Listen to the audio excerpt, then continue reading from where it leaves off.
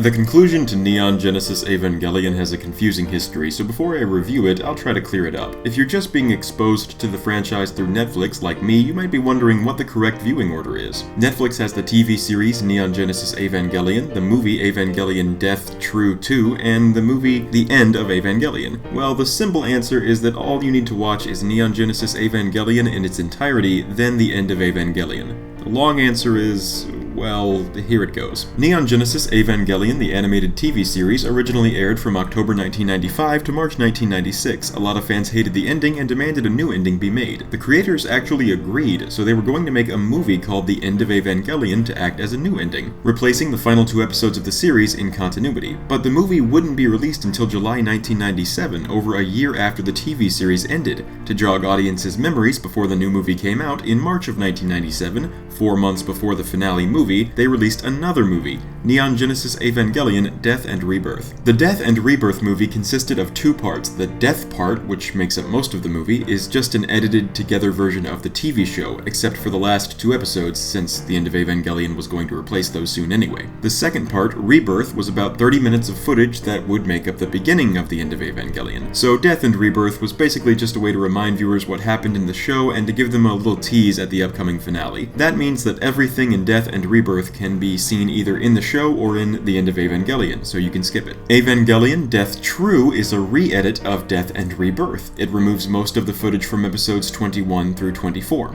Skip it. Evangelion Death True 2 is the one on Netflix. It's a further edit of Evangelion Death True. Skip it. The End of Evangelion is, at last, the finale that replaces the last 2 episodes of this show.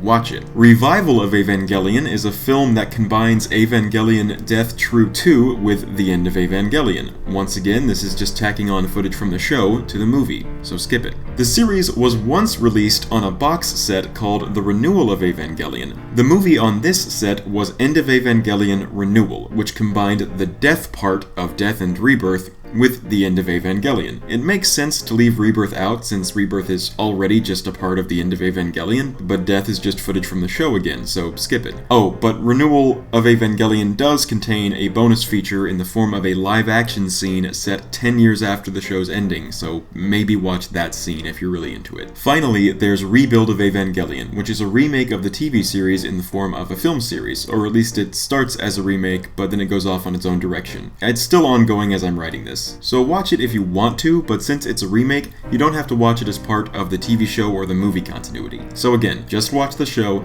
then The End of Evangelion. Okay, time to actually review the movie. Well, the beginning is horrible. Just disgusting for one thing, but it also makes Shinji really unlikable. And I know that Shinji is unlikable in a lot of important and intentional ways, but he does something at the start of this movie that makes me dislike him for completely different reasons and makes it much harder for me to sympathize with him about his other flaws. Unlike the last 2 episodes of the show, the movie remembers that the series had an external conflict and that the government was coming with a team of giant robots to destroy the secret organization NERV right as the world was about to end. We finally get a definitive answer as to whether or not Misato and Ritsuko live or die, and Asuka, rather than being in a starved, depressed coma like she was at the end of the show, wakes up, reaches a confusing though happy ending with her issues regarding her mother, and has an awesome fight scene. The first half of the movie's pretty dang great.